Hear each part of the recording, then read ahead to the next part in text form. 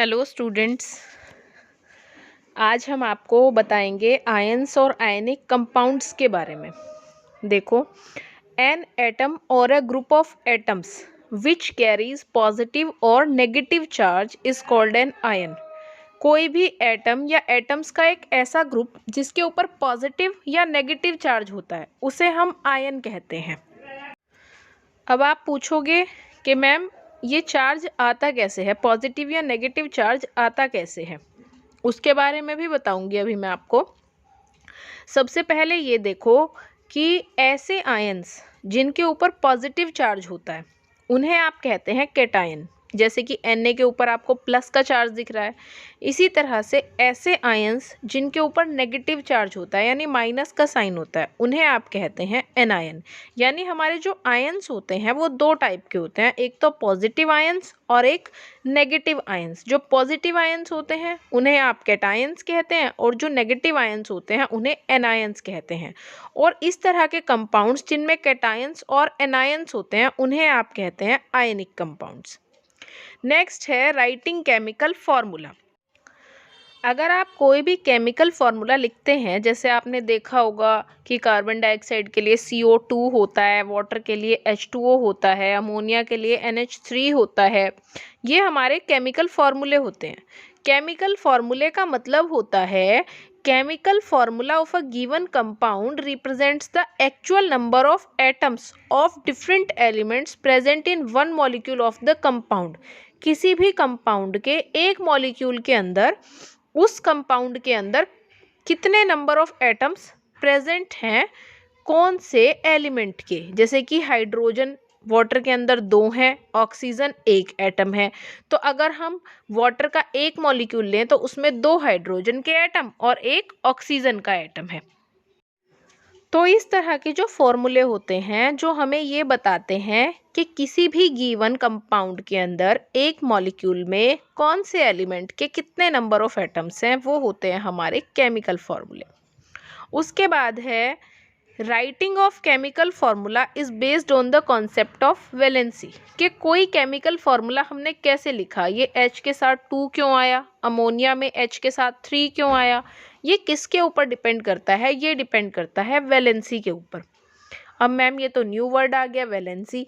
अब ये वैलेंसी क्या होती है, अब आपको समझना है वैलेंसी के कॉन्सेप्ट को। देखो, वैलेंसी क्या है, combining capacity of an element is known as its valency. किसी भी एलिमेंट की जो कंबाइनिंग कैपेसिटी है, कंबाइनिंग कैपेसिटी का मतलब क्या है कि वो कितने इलेक्ट्रॉन किसी को दे सकता है या कितने किसी से ले सकता है कंपाउंड की फॉर्मेशन के लिए, वो होती है उसकी वैलेंसी।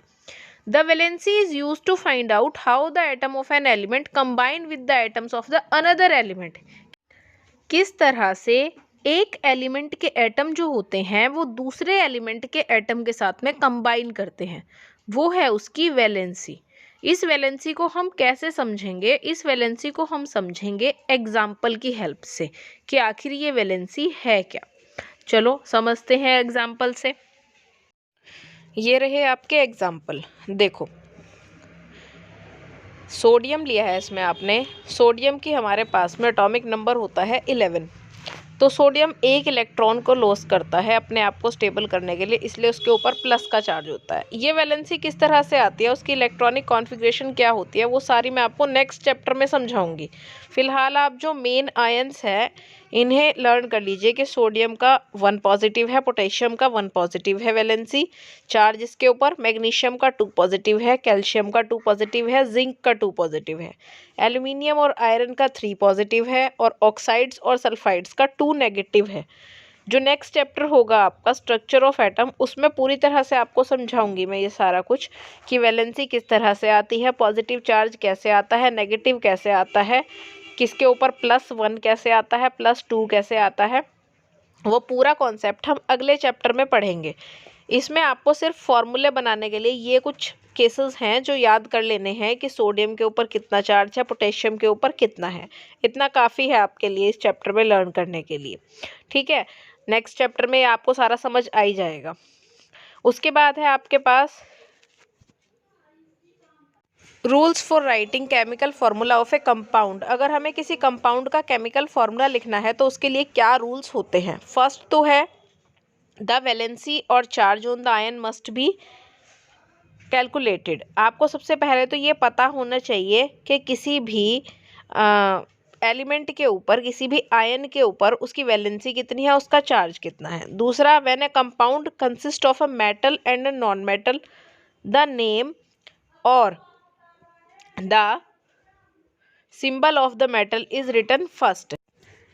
कि आपको ये पता होना चाहिए कि जो भी एलिमेंट है, जो भी एटम है, उसका क्या नाम है, उस नेम को क्या सिंबल है, वो मेटल है नॉन मेटल है, उसको लिखा कैसे जाता है। तीसरी चीज़ आपके पास है, in compound formed with polyatomic ion the ion is enclosed in a bracket before writing the number to indicate the ratio.